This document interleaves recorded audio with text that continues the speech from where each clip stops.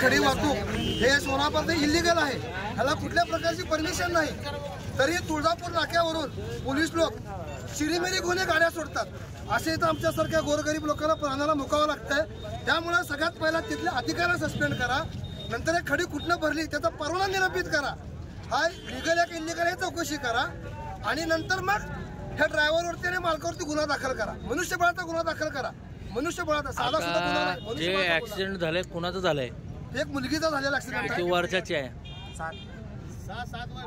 काय झालं त्याला? कुठं दुखापत झाली? पायाला मांडीवर दुखापत झाली, चांगलं टायर गेलं, बघून काय इथं दिसतच. आणि सगळ्यात पहिला त्या गाडी मारून ड्रायव्हरकडे लायसन आहे का तुम्ही सगळं चौकशी करा.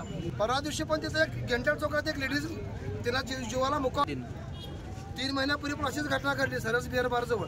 एका लेडीजला डंपरच्या खाली असं तिला प्राणाला मुकावं लागलं. जड वाहतूकला मुळात परवानगी सोलापुरात नाही आहे, गाड्याला परवानगीच नाही. ही गाडी आता सोलापुरात कसा आम्हाला प्रश्न पडलाय.